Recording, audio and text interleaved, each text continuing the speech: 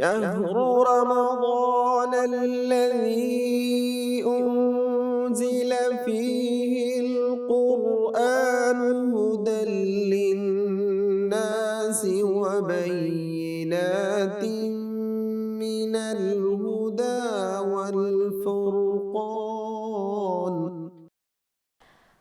الرجال قوامون على النساء بما فضل الله بعضهم على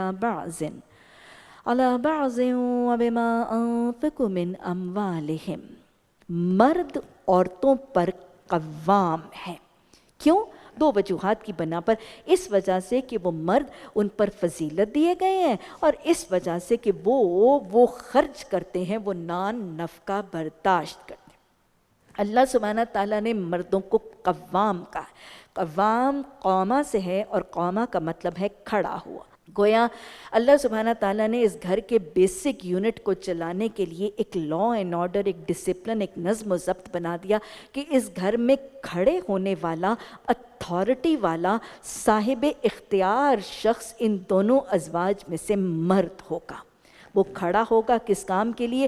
نگرانی کے لیے، نگہداشت کے لیے، حفاظت کے لیے، سپرویژن کے لیے، سرویلنس کے لیے، چیکنگ کے لیے، مانیٹرنگ کے لیے، کنٹرولنگ کے لیے، اور اپنے فیصلے کو نافذ کرنے کے لیے وہ کھڑا ہوگا. یہ وہ قوام ہے. یہ authority, supervision, surveillance, checking, monitoring, eradication, correction, اور اپنی اتھارٹی ایکسرسائز کرنے کی یہ پوزیشن اللہ نے اس مرد کو دے دی. کون سے مرد؟ الرجال، سارے کے سارے مرد.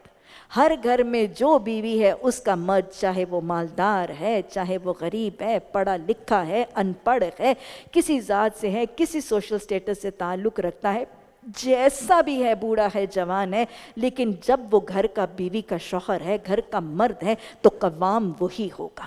اتھارٹی، پالیسی، مرضی، حکم، رائے اسی کی چلے گی. چیک، سپروائز، سرویلنس، مانیٹرنگ، سارے کا سارا معاملہ وہی کرے گا. بہت خوبصورت والا حکمت کا حکم ہے. اور اصل بات یہ ہے کہ اس میں یہ نہیں کہ کسی کا حق کم اور کسی کا فرض زیادہ کیا ہے. گھر کے اس نظام کو کامیابی سے چلانے کے لیے ضروری تھا کہ ایک کو اتھارٹی ڈیزائن کر دی جائے. کیونکہ میرا خیال ہے آپ اس بات پہ ایگری کریں گے کہ ہماری سارے ان معاشروں کے ہر تنظیم، ہر سیٹ اپ، ہر آرگنائزیشن، ہر ڈپارٹمنٹ کے اوپر حکمران ایک ہی ہوتا ہے، لیڈر ایک ہی ہوتا ہے، حکمران ایک ہی ہوتا ہے. کالج کے اندر مختلف ڈپارٹمنٹس ہیں، ہیڈ آف ڈپارٹمنٹ ایک ہی ہوا کرتا ہے. ہسپتالوں میں مختلف یونٹس ہیں، پروفیسر ایک ہی ہوتا ہے. واپڈا کا ڈپارٹمنٹ ہے، چیئرمین ایک ہی ہوتا ہے. فیکٹری کا جی ایم ایک ہی ہوتا ہے. کچن میں بھی ہیڈ کک ایک ہی ہوتا ہے. ایک نیام میں دو تلواریں سما نہیں سکتی. یہی وہ نظام ہے کہ گھر جیسے حساس بیسک یونٹ کو کامیابی سے، نظم سے، آرگنائز ڈسپلن سے چلانے کے لیے ضروری ہے کہ اس گھر کا مین آرگنائزر، مین کوآرڈینیٹر ایک ہو. اگر دونوں کو بنا دیا جاتا، ازواج میں دونوں کو یہ حق دے دیا جاتا، تو پھر وہی ہوتا وہ جو اردو کا محاورہ ہے کہ میں بھی رانی تو بھی رانی، کون بھرے گا گھر کا پانی؟ پھر مسئلے خراب ہو جاتے.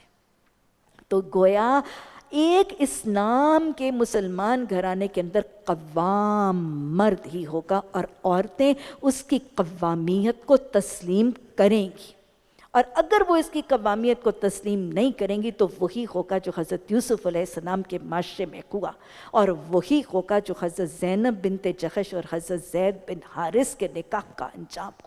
اتنے نیکوکار دو افراد، لیکن حضرت زینب بنت جحش ذرا تھوڑے سے تفاخر کی بنیاد پر حضرت زید کی اس قوامیت اور ان کی سپریمیسی کو تسلیم نہیں کر پائیں تھی. رشتہ قائم نہیں رہا.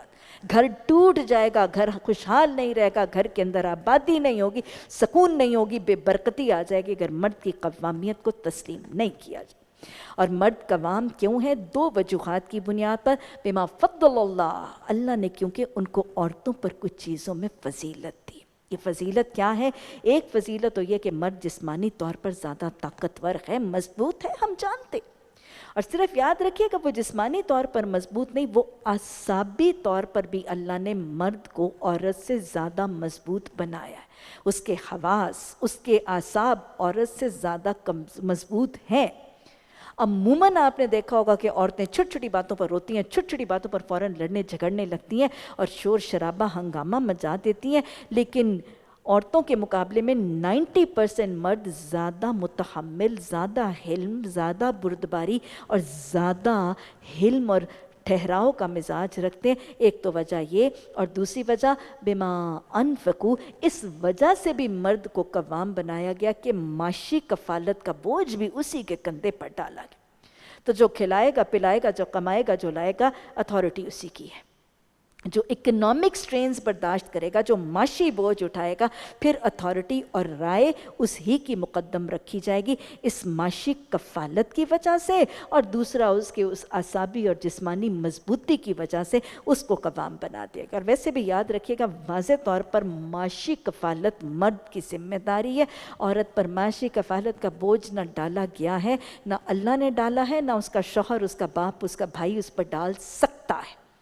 یہ جو آج ہمارا تصور ہے نا کہ میاں بیوی، آج میاں بیوی جو ہے وہ گاڑی کے 2 پہیے اور بیوی کمائے گی تو گھر کی گاڑی چلے گی، یہ قرآن کا تصور نہیں ہے۔ کہتے ہیں مہنگائی بہت ہے، ارے مہنگائی بہت ہے تو صبر کریں، توکل کریں، مہنگائی کے اصل وجوہات کو دور کریں۔ بیٹیوں اور بیویوں کو نکال کے ان سے کمائیاں کر کے کھانا، یہ شریعت کا مزاج نہیں ہے۔ اللہ نے مرد کو پہلے اس کے 4 دفعہ اللہ نے مرد کو اس کے فرائض اور عورتوں کو ان کے حقوق دیے، پھر اس کے بعد اللہ نے اس سسٹم کو رن کرنے کا توازن اور اس کا ڈسپلن دیا کہ اپر ہینڈ اور سپریمیسی کس کی ہوگی، اور اب بیویوں کو ان کے ادب، ان کے سلیقے اور ان کے فرائض بتائے جا رہے ہیں۔ بڑی خوبصورت ہے یہ سورہ نساء کی آیت۔ اچھی بیویوں کی صفات کیا ہوں گی؟ پہلی صفت اچھی بیوی کی کیا ہے؟ فالصالحات، نیک بیویاں۔ اچھی بیویوں کی پہلی صفت کیا ہے کہ اچھی بیویاں وہ ہوتی ہیں جو نیک بیویاں ہوتی ہیں۔ آپ صلی اللہ علیہ وسلم نے فرمایا دنیا ساری کی ساری متاع ہے، لیکن دنیا کی بہترین متاع ہے ایک نیک بیوی۔ اللہ ہمیں ایسی بیوی بنا دے۔ میں آپ سے پوچھا گیا، وہ قرآن کی آیت آئی نا کہ وہ جو سونے چاندی کے ڈھیر جمع کرتے ہیں اور زکاتیں ادا نہیں کرتے، ان کو خوشخبری دے دو کہ وہ آگ ان کی دہکا کر ان کے لیے داغنے کا ذریعہ بنے گی۔ تو صحابہ نے پوچھا پھر ہم کیا جمع کریں؟ تو آپ نے فرمایا 4 چیزیں جمع کیے جانے کے لائق ہیں۔ 4 چیزیں جمع کیے جانے کے لائق ہیں: ذاکر زبان، شاکر دل، صابر جسم اور دین کے مددگار ازواج۔ یہی ہے وہ نیک بیوی۔ اور پھر آپ نے فرمایا جس کو 4 چیزیں مل گئیں وہ اس کی خوش بختی کے لیے بہت ہے، خوش بخت ہے، نیک بخت ہے وہ شخص جس کو 4 چیزیں مل گئیں: شاکر دل، ذاکر زبان، صابر جسم اور دین کے مددگار ازواج۔ اللہ ہمیں ان نیک بختوں میں سے بنا دے۔ آپ نے بیوی کے حصول اور بیوی کی تلاش کا پیمانہ بتایا۔ آپ نے فرمایا تم مردو، تم عورتوں سے 4 باتوں کی بنیاد پر ان سے نکاح کرتے ہو: ان کے حسن، ان کے مال، ان کی ذات یعنی ان کے نسب حسب، ان کے خاندان کی بنیاد پر، ان کے دین کی بنیاد پر۔ تمہارا بھلا ہو تم عورتوں سے ان کے دین کی بنیاد پر نکاح کرو۔ اور آپ نے وارن کیا، دیکھو تم کسی عورت سے اس کے حسن کی بنیاد پر نکاح نہ کرنا، ہو سکتا ہے اس کا حسن اس کو گمراہی کی طرف لے جائے۔ تم کسی عورت سے اس کے مال کی بنیاد پر نکاح نہ کرنا، ہو سکتا ہے اس کا مال اس کو سرکشی کی طرف لے جائے۔ تمہارا بھلا ہو تم عورتوں سے ان کے دین کی بنیاد پر نکاح کرو۔ اور پھر آپ نے فرما دیا جس شخص کو کسی ایسے شخص کی طرف سے نکاح کا پیغام آئے جس کے دین اور اخلاق سے تم مطمئن ہو تو تم اس نکاح کے پیغام کو قبول کر لیا کرو۔ تو گویا دینداری، صالحیت ایک بیوی کا اچھا پیمانہ ہے۔ معاشرے میں پیمانہ بدل گیا جب ہم بیٹوں کے لیے بیویاں، ہم اپنے بھائیوں کے لیے بیویاں ڈھونڈنے جاتے ہیں تو یا خوبصورت ڈھونڈتے ہیں یا مالدار ڈھونڈتے ہیں یا پڑھی لکھی ڈھونڈتے ہیں۔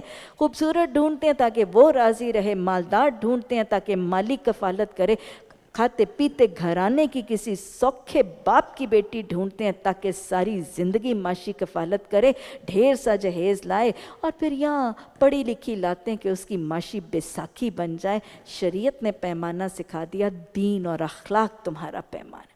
فالصالحات ہوئیں، امہات المومنین کے نمونے موجود ہیں، بنات الرسول صلی اللہ علیہ وسلم کے نمونے فالصالحات میں موجود ہیں۔ اور پھر کس سے سنے نہیں ہیں، حضرت عمارہ ہیں، سلیم ہیں، ابو دہدہ کی بیوی ابو دادا دہدہ ہیں، سلمہ ہیں، حضرت جابر بن عبداللہ کی بیوی ہیں، رسول اللہ صلی اللہ علیہ وسلم کے میزبان حضرت ابو ایوب انصاری کی بیوی ہیں، سب اپنے شوہروں کے دین کی معاون فالصالحات ہی تو تھیں۔ ہر کامیاب مرد کے پیچھے ایک عورت کا کردار ہے، ہر دیندار صالح مرد کے پیچھے ایک صالح عورت کا ہاتھ ہے۔ اللہ ہمیں صف سے متصف فرما دے۔ اگلی صف جو اللہ سبحانہ تعالیٰ نے اچھی بیویوں کے لیے ان کا فرض بھی ہے، ان کے فرائض میں بھی ہے، ان کی صفت بھی ہے، قانتاتن، اچھی فرما بردار بیویاں۔ فرما بردار کس کی؟ اللہ کے رسول صلی اللہ علیہ وسلم کے بعد اپنے شوہروں کی فرما بردار۔ حدیث بتاتی ہے تمہاری وہ بہترین بیویاں، بیسٹ بیویاں، آپ نے فرمایا تمہاری وہ بہترین بیویاں جن کو دیکھو تو تمہارا دل خوش کر دیں، ان کا حسن نہیں، ان کی فرما برداری۔ تم انہیں دیکھو تو تمہارا دل خوش کر دیں، تم انہیں حکم دو تو وہ تمہاری اطاعت کریں اور تمہارے پیچھے سے اپنے جان، مال، عزت اور آبرو کی حفاظت کریں۔ اسی طرح آپ نے فرمایا کہ اگر مجھے اس چیز کی اجازت ہوتی کہ میں اللہ کے علاوہ عورتوں کو کسی اور کو سجدہ کرنے کا حکم دیتا تو میں عورتوں کو کہتا اپنے شوہروں کو سجدہ کریں۔ آپ صلی اللہ علیہ وسلم نے فرمایا اس ذات کی قسم جس کے ہاتھ میں میری جان ہے، جب تک عورت شوہر کی اطاعت نہیں کرے گی تب تک وہ اللہ کی اطاعت نہیں کر سکتی۔ اطاعت کر کے تو دیکھیں۔ رسول اللہ صلی اللہ علیہ وسلم نے فرمایا وہ عورتیں جو کیا کام کرتی ہیں، جو 5 وقت کی نماز پڑھتی ہیں، رمضان کے روزے رکھتی ہیں، شرمگاہوں کی حفاظت کرتی ہیں اور شوہروں کی اطاعت کرتی ہیں، قیامت کے دن انہیں کہا جائے گا جنت کے جس دروازے میں سے چاہتی ہو داخل ہو جاؤ۔ شوہروں کی اطاعت کا اتنا حد۔ اور آپ نے فرمایا حضرت عبداللہ بن عباس رضی اللہ تعالیٰ عنہ کی روایت سے حدیث ہے، آپ نے فرمایا میری امت کی وہ بہترین عورتیں، میری امت کی افضل ترین عورتیں وہ ہیں جو اپنے شوہروں کے ساتھ حسن سلوک کرتی ہیں، جو اپنے شوہروں کے ساتھ حسن سلوک کرتی ہیں، ہر اس کام میں جو اللہ اور اللہ کے رسول صلی اللہ علیہ وسلم کی نافرمانی کے علاوہ ہے، ہر اس کام میں اپنے شوہر کی اطاعت کرتی ہیں۔ یاد رکھیے گا، اللہ اور اللہ کے رسول صلی اللہ علیہ وسلم کی نافرمانی میں کسی کی اطاعت نہ شوہر کی۔ اور حدیث نے یہ بھی بتا دیا کہ 3 لوگ ایسے ہیں کہ جن کی نماز ان کے سر کے اوپر نہیں اٹھتی۔ 3 لوگ ایسے ہیں کہ جن کی نماز ان کے سر کے اوپر نہیں اٹھتی۔ ایک آقا سے بھاگا ہوا غلام، دوسرا نشے میں دھت وہ شخص جب تک اس کو نشے سے ہوش نہ آ جائے، اور تیسرا وہ بیوی جس کے ساتھ اس کا شوہر کسی جائز اور حق بات پر ناراض ہے جب تک وہ شوہر اس سے راضی نہ ہو جائے۔ اگر شوہر کسی جائز بات پہ ناراض ہے، بیوی غلط بات پر جمی ہے اور شوہر اس سے ناراض ہے، اس بیوی کی نماز قبول نہیں ہوگی جب تک وہ شوہر راضی نہ ہو جائے۔ اگلی صفت اللہ نے بتا دی، حافظات للغیب بما حفظ اللہ۔ اچھی بیویوں کی اگلی صفت یہ ہے کہ وہ حفاظت کرنے والیاں ہیں۔ کس کی؟ اپنے شوہر کی عزت، اس کی آبرو، اس کے راز، اس کے مال، اس کے گھر کے ماحول، اس کے گھر کے پیچھے اس کی غیر موجودگی میں کون آئے گا کون جائے گا، اس کا مال کیسے خرچ ہوگا، کہاں خرچ ہوگا، اس کے گھر کے ماحول میں کیا ہوگا کیا نہیں ہوگا، اس کے پیچھے سے اس کی اولادوں اور اس کی عزت آبرو اور اس کے رازوں کی حفاظت کرتی۔ حافظات وہ عورتیں ہیں جو اپنے شوہر کی غیر موجودگی میں صرف اس کی مال اور اس کی عزت آبرو کو نہیں، اس کے وہ بوڑھے کمزور ماں باپ جو ان کے پاس محض اپنی بیوی کے پاس اس لیے چھوڑ جاتا ہے کہ اسی بیوی اور اسی کے بچوں کے فکر معاش کے جھنجٹوں کے لیے وہ بیمار ماں کو اس بیوی کے پاس چھوڑ کے جاتا ہے۔ حافظات وہ اچھی بیویاں ہیں کہ شوہروں کی غیر موجودگی میں اس مرد کے اس محسن ماں باپ کی بھی حفاظت کرتی ہے۔ ربنا ہب لنا من ازواجنا وذریتنا قرۃ اعین واجعلنا للمتقین اماما۔ اچھا جی، اللہ نے مردوں کو ان کے فرض سکھائے، عورتوں کو اب ان کے فرض سکھائے، اس سسٹم کو رن کرنے کے لیے مرد کو قوام بنایا، لیکن ہر جگہ چیزیں سموتھ تو نہیں چلیں گی، کہیں گڑبڑ تو ہوگی، 2 برتن پڑے ہیں آپس میں ٹکراتے، اب جھگڑا ہوا، تنازع ہوا تو پھر کیا کرو گے؟ واللاتی تخافون نشوزہن، اگر مردوں کو کہا جا رہا ہے کہ اگر تم اس بات کا خوف کرو کہ تمہاری بیوی نشوز پر اتر آئے، تو پھر ان مردوں کو اور شوہروں کو جن کو اب قوام بنایا گیا ہے، ان قواموں کو اب 3 نکاتی ایجنڈا بتایا جا رہا ہے کہ اگر تمہاری بیوی نشوز پر اترے گی تو تمہیں اس کو ٹیکل کیسے کرنا ہے، گھر کو بچانا ہے، گھر کے ماحول کو بچانا ہے، بگاڑ فساد سے اولادوں کو بچانا ہے۔ تم کیا قوام تم ہو، اعصاب تمہارے مضبوط ہیں، حواس تمہارے مضبوط ہیں، عقد نکاح تمہارے ہاتھ میں دے دی گئی ہے، اب تم کنٹرولرز کیا کرو گے؟ سمجھنا ضروری ہے کہ نشوز کیا ہے۔ نشوز اس حالت کو کہتے ہیں کہ جب ایک بتانے والا دوسرے کو کوئی حق بات، کوئی درست بات، کوئی خیر کی بات بتا رہا ہے، لیکن دوسرا ضد، ڈھٹائی، نافرمانی اور سرکشی پر اتر کر صحیح بات کو مان کے نہیں دے رہا، بد اخلاقی، بدسلوکی پر اتر رہا ہے۔ تو یہی بتایا جا رہا ہے کہ اے مسلمان مردوں، تم قوام ہو، عقد نکاح تمہارے پاس ہے، اتھارٹی ایکسرسائز کرنا تمہارے پاس ہے۔ اگر تمہاری بیوی، تم اس کو کوئی صحیح بات، غلط بات نہیں، تم اس کو کوئی صحیح درست کریکٹ بات قرآن و حدیث کے پیمانے کے مطابق شریعت کی حدود کے اندر کوئی بات کہہ رہے اور وہ تمہاری بات نہیں مان رہی، ضد کر رہی ہے، ڈھیٹ ہو رہی ہے، سرکشی کر رہی ہے، نافرمانی کر رہی ہے، لڑائی جھگڑے کر رہی ہے، گھر کا ماحول برباد کر رہی ہے، تو پھر کیا کرو؟ پکڑو چٹیاں، لگاؤ دو، بھیجو میں کے نہیں۔ 3 نکاتی طریقہ۔ پہلا، فَعِظُهُنَّ، ان کو واز کرو۔ واز کیا ہے؟ محبت سے، خلوص سے، خیر خواہی سے، اخلاص سے ان کو پیار، محبت، حسن سلوک سے بات سمجھا۔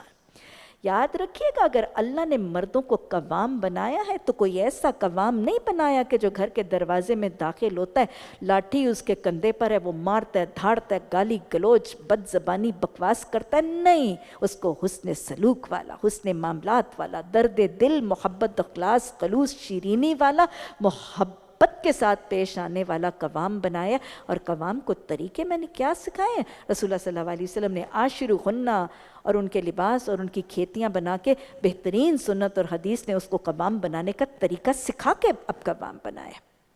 تو لہٰذا پہلی بات تو کرو، لاڈ، پیار، محبت، تحفے، ہدیے۔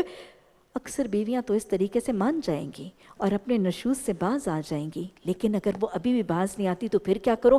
وَاحْجُرْهُنَّ فِي الْمَضَاجِعِ، اپنے بستروں، اپنی خواب گاہوں کو ان سے الگ کر دو۔ یہ کیا ہے؟ اس کو ایک جسمانی نہیں، اس کو روحانی طور پر تھوڑا سا دھتکا دیا جا رہا ہے۔ یاد رکھیے گا، مرد ذرا اعصابی طور پر مضبوط اور عورت اعصابی طور پر کمزور ہے۔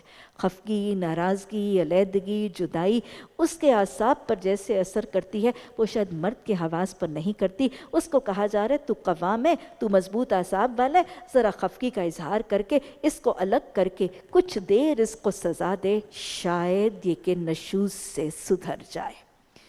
اور یہ بھی میں آپ کو بتاؤں کہ اس کو الگ کرنے کا طریقہ، گھر سے باہر الگ کرنے کا طریقہ، یا معاشرے میں کسی کو کانوں کان خبر دے کر اس کا دھوم مچانا، یا اپنے پیٹ کو ننگا کر کے اپنے گھر کی بدمزگیوں کو لوگوں تک پہنچانا، یہ طریقہ نہیں ہے۔ بالکل پوشیدہ اور صیغہ راز رکھ کے، اس کے عیب پر پردہ ڈال کے، گھر کی بدسلوکی کی حفاظت کر کے، اس کے ساتھ صرف اس کو تھوڑی سی اپنی بدمزگی اور خفگی کا اظہار کرنے کے لیے اس سے الگ رہو۔